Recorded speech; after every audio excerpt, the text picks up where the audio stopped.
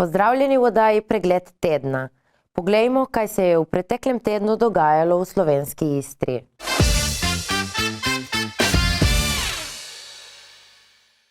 Cene javnih vrtcev v Kopru se bodo tudi letos zvišale. Preverili smo, kakšne cene čakajo starše.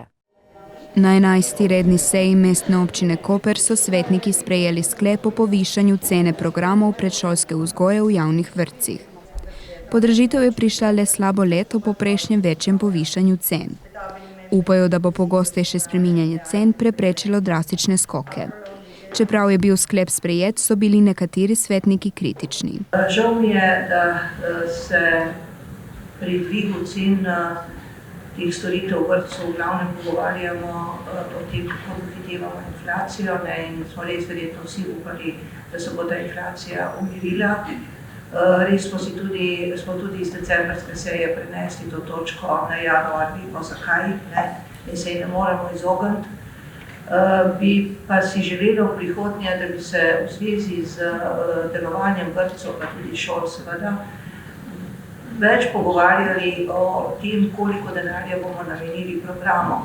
Namreč za programe smo videli, da smo dali zelo malo denarja, 25.000 se mi zdi, in to je pravzaprav tista glavna vsebina, poleg samega varstva, da otrok nekje je, ko so starši odsotni, se mi zdi pomembno, da jim posvetimo tudi najbolj mogoče kvalitetne programe, da je to najboljša naložba, ki jo sploh lahko damo v otroke. Preverili smo, za koliko se bo povišala cena koprskih javnih vrtcev.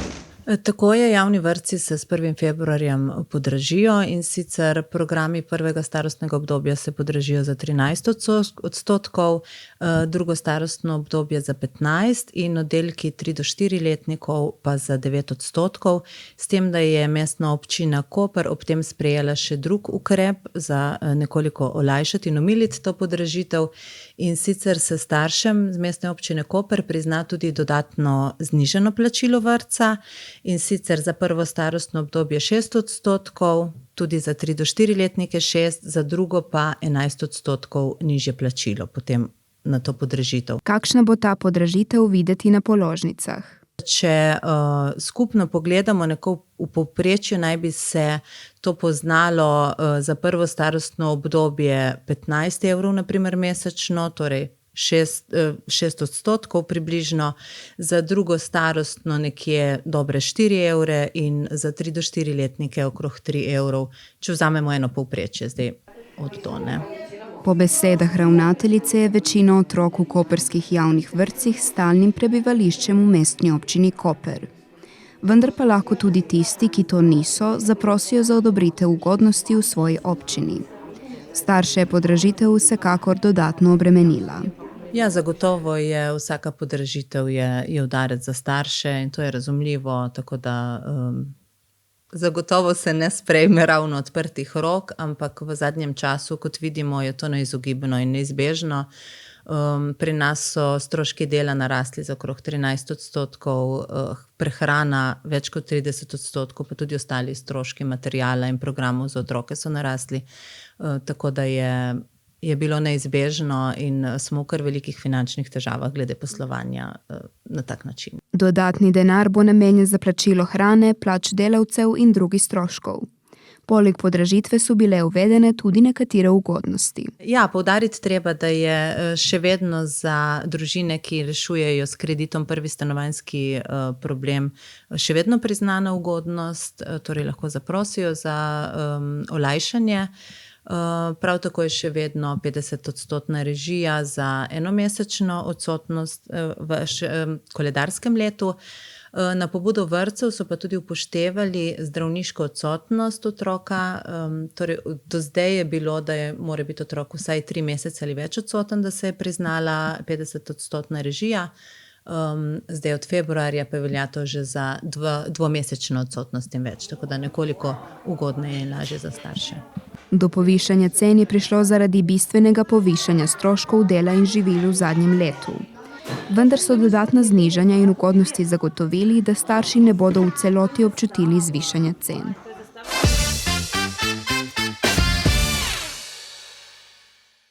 Udeležili smo se pogovornega večera Športnik športniku, kjer se je zbralo 12 nekdanjih športnikov osnovne šole Koper.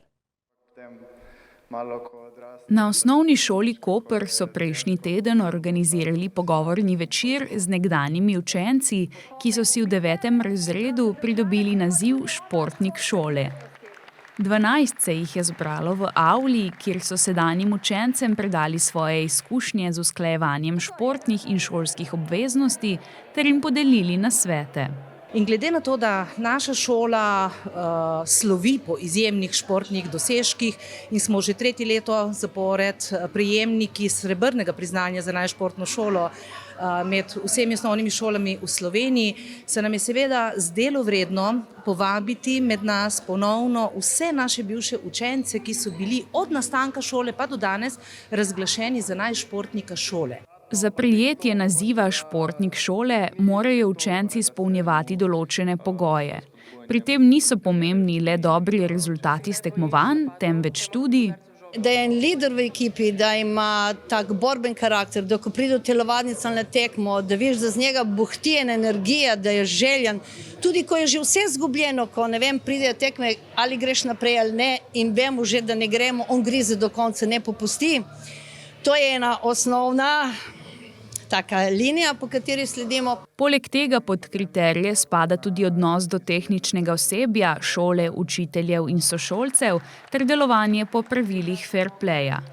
Včasih pa več učencev hkrati zadostuje kriterijem za naziv, kar se je zgodilo leta 2012, ko so izbirali med 2 učencema, ki sta bila popolnoma izenačena.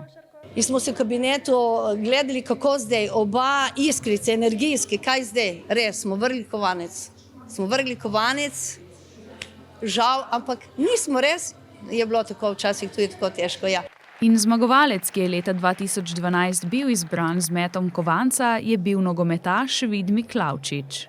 Dobili smo se, te prijatelji se še vedno dobivamo, ki smo hodili na vse ta tekmovanja, ŠKL in vse te športne dogodke. Se še vedno dobivamo in smo srečali našo Igrit, profesorco, v Koštemoni na martinovanju. In smo vprašali, jaz in Matej Hrvatin, ki smo bila v bistvu ful skupaj v temu potegovanju za športnika leta, smo vprašali, kako so se pol odločili med nami dvemi, ki smo vedeli, da nekaj je bilo blizu. In do koncu da bi rekla Igri, da so pač vrgli kovanec in je prišel na mene, tako da sem imel malo več sreče kot Matej. Na pogovornem večeru smo sicer videli le 2 dekleti, ki sta prejeli naziv športnice šole. Med njimi je bila tudi rokometašica Veronika Leški, ki je športnica šole postala leta 2010. Če se štejem, sem se z rokometom potem ukvarjala vse skupaj 21 let, tako da kar dolgo še v srednji šoli na faksu. Ja, definitivno je ta status športnika pomagal, bolj kot ne, glede tega, če si res kdaj mogel kakšno uro prej od pouka ali kaj takega, pa tudi res so se nam prilagajali učitelji glede spraševanj, testov in vseh ugodnosti. No. Učenci, ki se ukvarjajo s športom, so s strani šole sicer podprti tudi z možnostjo pridobitve statusa športnika, ki jim olajša usklajevanje šolskih obveznosti s športom.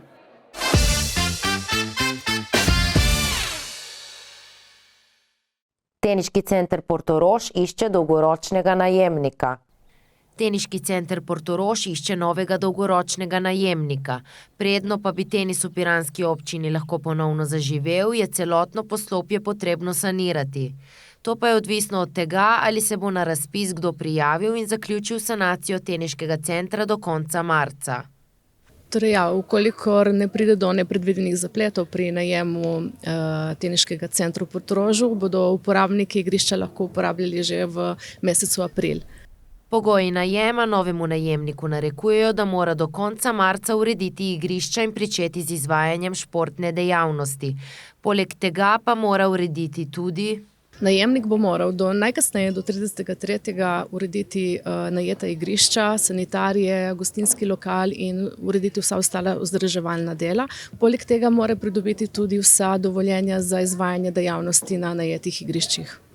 Kot še sporočajo z občine Piran, bo mesečna najemnina znašala najmanj 10 000 evrov na mesec. Namesto 20 igrišč bo tenis center Portorož odslej upravljal s 13 igrišči. 4 bodo trdna, 9 pa peščenih. Morebitni najemnik bo moral plačati tudi varščino v višini 3-kratne mesečne najemnine. Poleg tega bo najemnik odgovoren tudi za sorazmerni delež nadomestila uporabe stavbnega zemljišča in pa seveda vse ostale stroške, kot so vzdrževalne, zavarovanje in pa stroški, ki so navedeni v najemni pogodbi. Na piranski občini menijo, da bo v najboljšem primeru prvi teniški dvoboj odigran že aprila. Zakaj so določili tako visoko ceno najemnine, pa komentirajo. To je pač tako določeno v razpisu. Kaj menijo o višini najemnine, smo vprašali tudi Javni zavod za šport Mestne občine Koper, ki upravlja s teniškimi igrišči na Bonifiki. Predvidevam, da je to cena, ki jo je nek sodni cenilec določil, in če je to tako, potem mislim, da je to ta cena, ki drži na tržišču danes. Torej lahko samo ugibamo, glede na to, da mi nismo v takšnem položaju kot oni, mi razpolagamo s svojimi igrišči, vendar predvidevam, da če bi jih mogli dati nekomu v najem, bi najeli strokovno mnenje, torej sodnega cenilca, da nam oceni igrišče in potem bi sprovedli postopek. Bodočega najemnika tenis centra Portorož torej pred dejanskim pričetkom čaka še veliko sanacijskih del. Kdo bo zagrizel jabolko in se lotil tega projekta, zaenkrat ostaja vprašanje.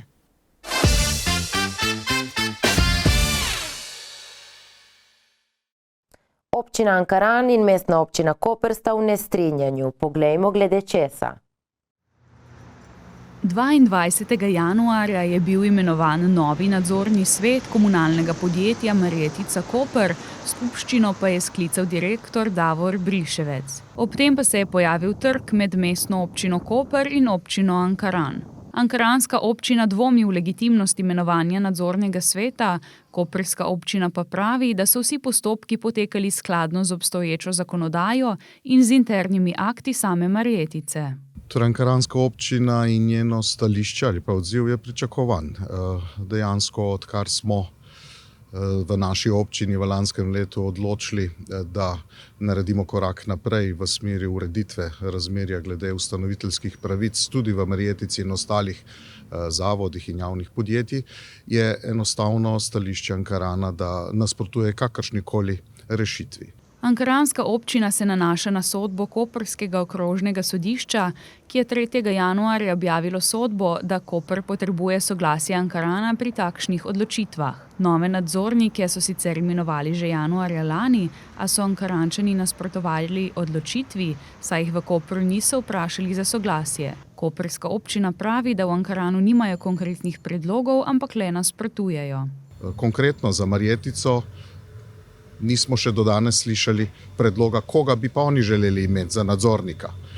Vedno je občina Koper tista, ki je pozitivna in poskuša dobiti neko stališče, zato je bila sklicana tudi skupščina, na kateri je bila prisotna tudi občina Ankaran in tam ni nasprotovala predlogom, ki so bili podani strani sklicatelja, to je družbe Marjetica, na predlog Mestne občine Koper. Razumeli smo, glede na to, da niso bili proti, ampak so bili vzdržani, da ne nasprotujejo predlogom in temu posledično so seveda te osebe, ki so bile zdaj konstituirane v novem nadzornem svetu, bile tudi imenovane. Iz občine Ankaran so nam o nestrinjanju s postopki podali pisni odgovor. Občina Ankaran se ne strinja z imenovanjem nadzornikov komunalnega podjetja Marjetica, ki ga je Mestna občina Koper imenovala brez soglasja občine Ankaran. Občini se nista mogli dogovoriti o dokončni ureditvi ustanoviteljskih pravic in premoženjskih razmerij, zato sta sprejeli vsaka svoj odlok o ustanoviteljskih pravicah in premoženjskih razmerjih. Ankaranska občina je sicer zoper koprski odlok vložila tožbo, zadeva še ni razrešena. Poleg nadzornega sveta se občina Ankaran ne strinja niti s sporno naložbo v sušilnico komunalnega blata, ki jo je kljub nasprotovanju občine Ankaran kupila Marjetica, pri tem pa je za soglasje za 2-milijonsko zadolžitev vprašala le Mestno občino Koper. Pri odločanju o tožbi zoper imenovanje nadzornega sveta v Marjetici Koper je okrožno sodišče v razsodbi na prvi stopnji v celoti sledilo ankaranskim navedbam in upoštevalo stališče, da premoženje med občinama ni dokončno razdeljeno, da občini s skupnim nerazdeljenim premoženjem upravljata izključno skupaj in soglasno, ter da je glede upravljavskih pravic in obveznosti do podrejenih skladov, agencij in javnih gospodarskih družb, poleg določil zakona o gospodarskih družbah, treba predvsem upoštevati določila zakona o lokalni samoupravi. Pričakujemo, da se bo podobno razvilo tudi z novim, že drugim nadzornim svetom, kateremu občina Ankaran prav tako ni podala soglasja k imenovanju. Občina Ankaran meni, da bi se o odločanju o skupnem premoženju občini morali dogovarjati skupaj in soglasno.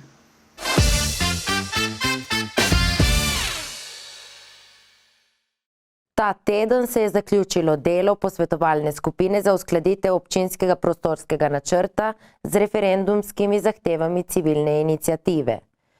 Preverili smo, kako je potekalo delo in kakšni so nadaljnji koraki v zvezi s sprejetjem OPN za Izolo.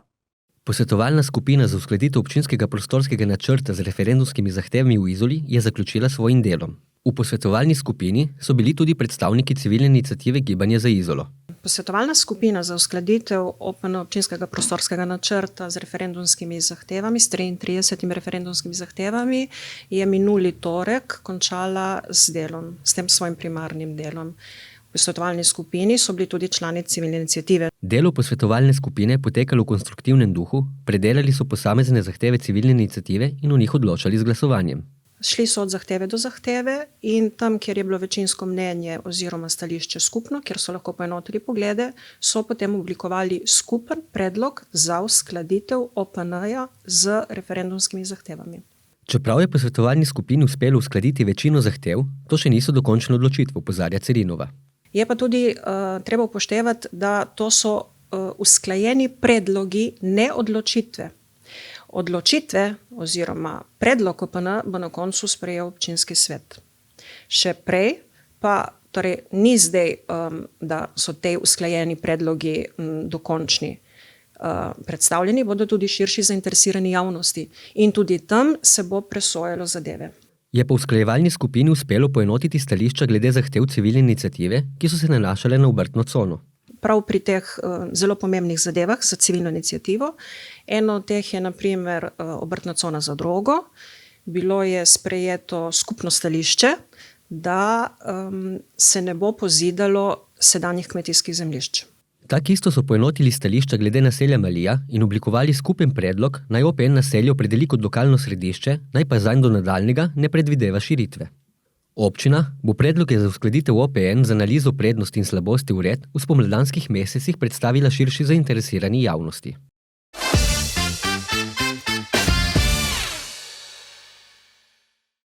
V piranski občini bodo zvišali tarife za parkiranje. V sredo je potekala seja piranskega občinskega sveta, na kateri so svetniki med drugim potrdili nove tarife za parkiranje. V Portorožu bo odslej za uro parkiranja potrebno odšteti 2 evra, v Piranu pa 6.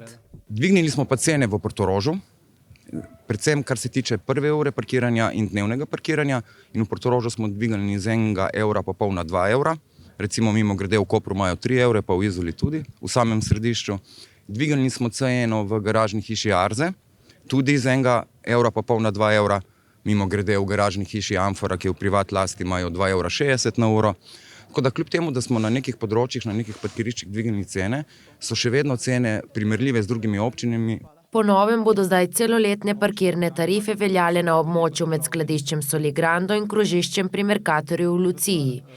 Rok Humar, vodja urada za gospodarstvo in turizem, je pojasnil, da želijo z višjimi tarifami omejiti tudi število avtomobilov v mestnem jedru Pirana. Ena iz sprememb cen je bila tudi ta, da smo v Piranu dvignili ceno urnega parkiranja. Po zimi je recimo bilo zdaj 3 evre, po novem bo 4 evrov na uro. Poleti je bilo v Piranu 5 evrov, po novem bo zdaj 6 evrov. Zakaj? Zato, ker je naš namen, da imamo v Piranu čim manj vozil. S tem tudi uravnavamo nekako parkirno politiko same občine. In to je bil tudi namen pri vseh ostalih parkiriščih, da se cene prilagodijo in uskladijo za samo parkirno politiko naše občine Piran. Uvedli bodo tudi plačljive vozovnice za obiskovalce na relaciji Fornače-Tartinjev trg Piran in na relaciji Fornače-Pokopališče Piran.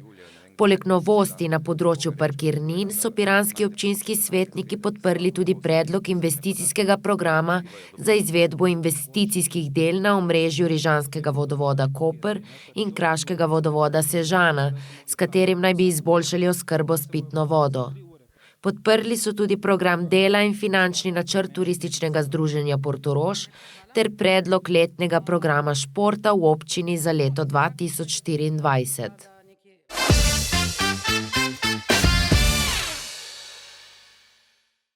V realizacijo počasi prihaja rekonstrukcija železniške ceste, ki povezuje Koper z Ankaranom. Predvidoma v letošnjem letu se bo začela rekonstrukcija železniške ceste, ki poteka med Koprom in Ankaranom.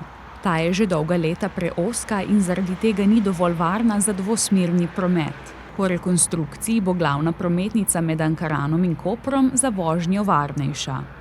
Po rekonstrukciji bo predvsem širša. Imela bo vozišče v skupni širini 6 metrov, kolesarsko stezo 2,5 metra široko, pločnik, robne pasove in tako naprej. Medtem ko bo torej kolesarska steza in pločnik bosta potekala po nasipu, nova rekonstruirana železniška cesta pa bo potekala bolj ali manj po sedanji trasi. Občina je z Luko Koper in z državo podpisala tripartitni sporazum.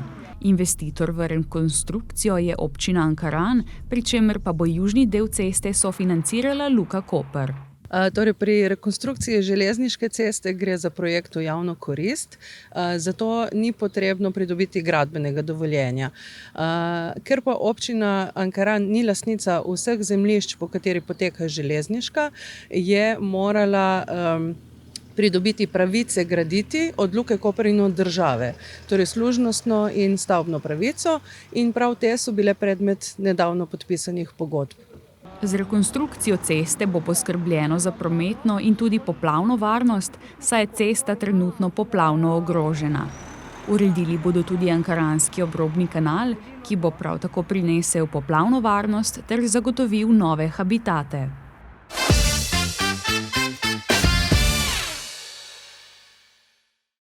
V tretjem tednu zdravniške stavke se je sindikat zdravnikov in zobozdravnikov Fides odločil zaostriti stavko z umikom soglasij zdravnikov za nadurno delo.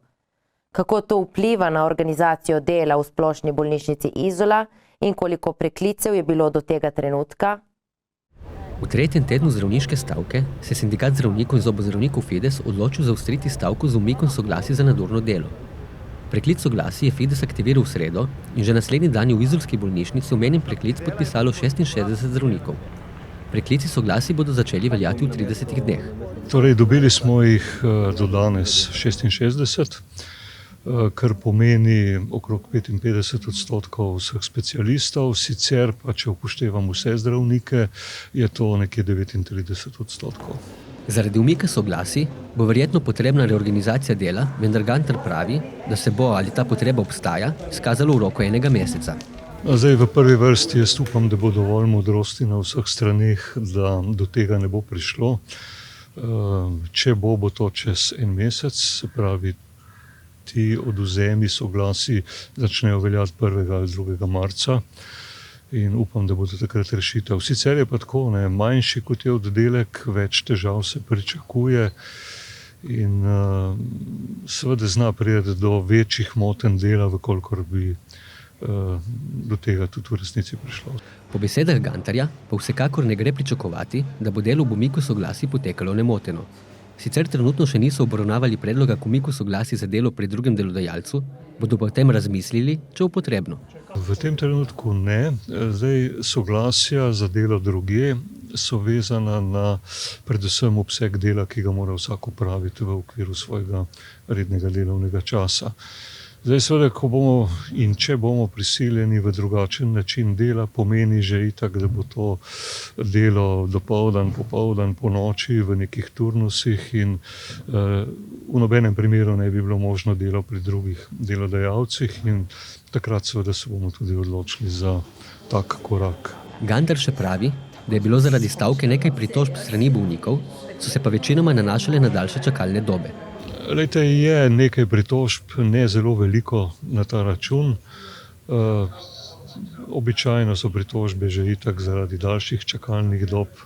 V tem obdobju je odpadlo nekje 4-5% ambulantnih pregledov, to konkretno pomeni to okrog 330, to je recimo v povprečju 1/3 dnevnih obravnav in nekaj pod 8% drugih posegov nenujnih.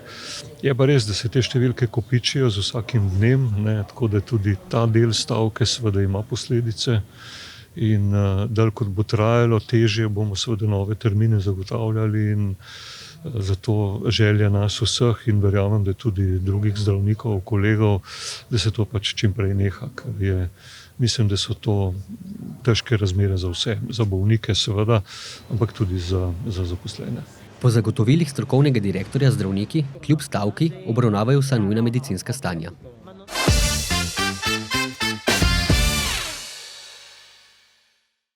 Upravna enota Koper se je med 29. in 31. januarjem pridružila stavki upravnih enot. V času stavke so na upravni enoti Koper opravljali le nujne dela in naloge. Glavni zahtevi stavkajočih sta primernejše plačilo in zagotovitev ustreznega števila zaposlenih zaradi preobremenjenosti zaposlenih na določenih oddelkih. Pred upravno enoto v Kopru smo meščanke in meščane vprašali, kaj menijo o stavki. Naj jim dajo večje plače. Kaj menite o stavki upravne enote? Meni so lepo sprejeli in prijazno odgovorili in sem dobila vse, kar sem želela. Kaj, če je v redu, da ste štrajkali? Ja. Da so štrajkali? Zaradi mene je vseeno, ne dela kačejo, glavno je, da pride denar, odkot.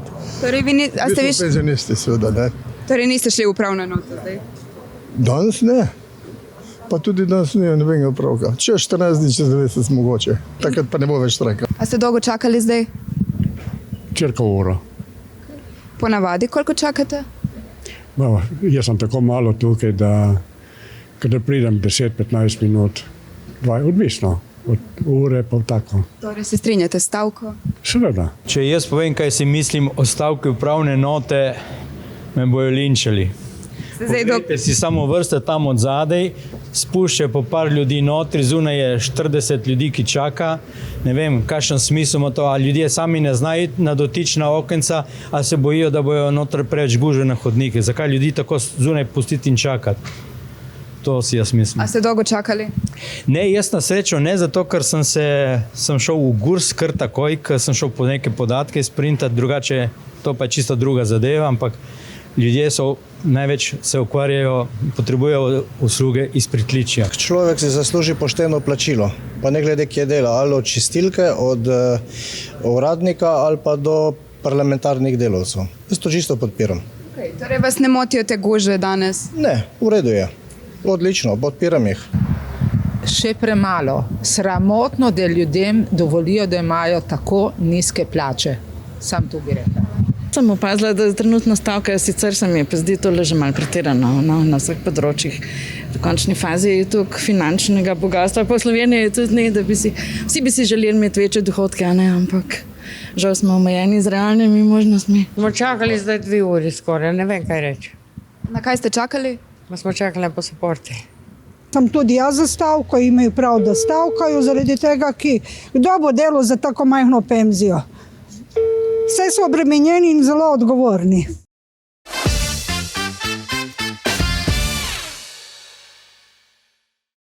Smo že februarja in prihajajo zimske počitnice, ko se marsikateri Slovenec rad odpravi na smučišče.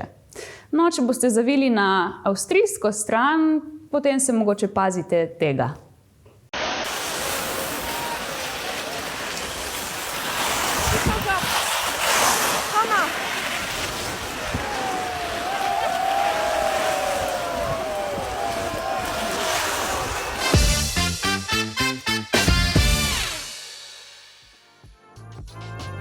Pozdravljeni v kulturnem napovedniku. Z vami bomo delili dogodke, ki se bodo odvili v prihodnjem tednu. Jutri v soboto se lahko že na vse zgodaj udeležite gledališke pravljice z naslovom Ježeva hišica. Ta se bo odvila v gledališču Koper s pričetkom ob 10:30. Pust je za vogalom, za kar pričenjamo z napovedjo delavnice, ki se bo jutri v soboto odvila v kavarni Odeon v Izoli. Ta nosi naslov Pustni laboratorij, na katerem si bodo udeleženci v družbi lahko izdelali pustne kostume. V večernih urah pa se lahko odpravite v avditorij Portorož, tam se bo ob 19:30 pričela gledališka drama Dnevnik Ane Frank v produkciji Mini teatra. Uro kasneje, ob 20:30 pa se bo v Centru mladih Koper pričel dogodek elektronske glasbe, kjer bosta nastopila izvajalca Baptiste in Raketa. V nedeljo se ponovno lahko odpravite v avditorij Portorož, kjer se bo odvil stand-up dogodek z naslovom Ičko ti 2. Pričetek ob 17. uri.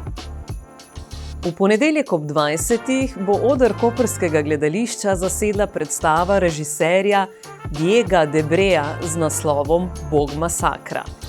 V sredo sledi še en stand-up večer, ta bo ovit v stilu kabareja in katerega avtorica je ena in edina Salome.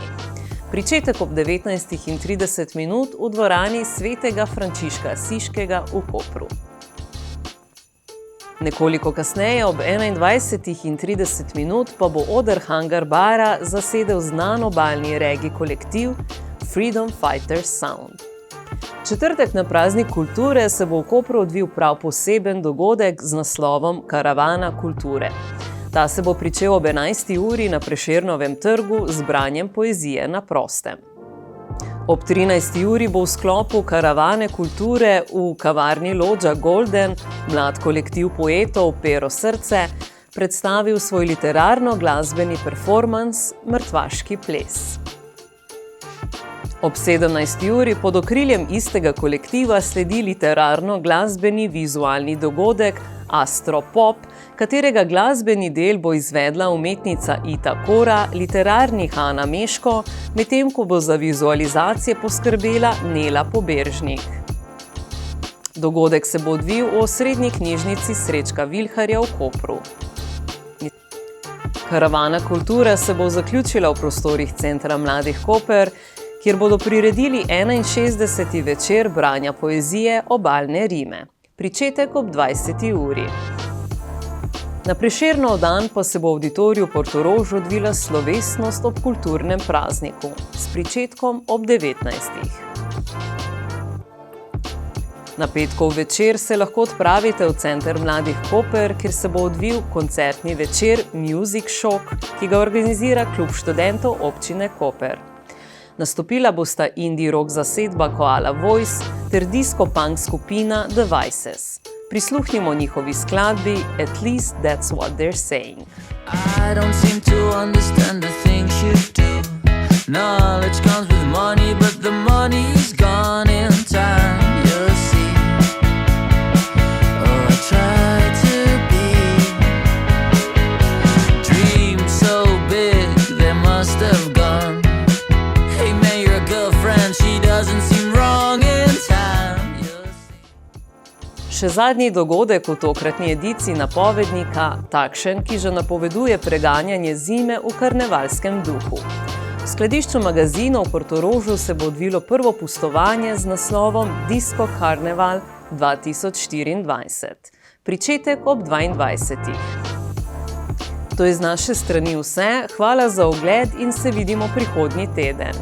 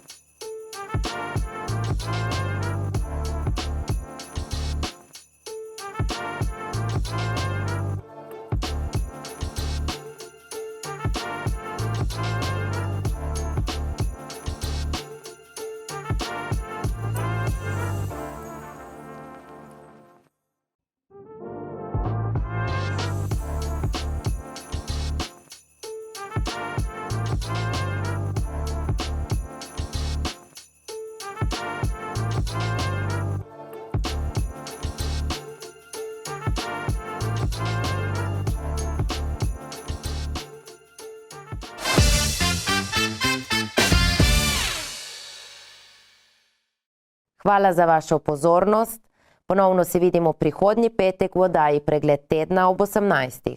Želimo vam lep preostanek tedna.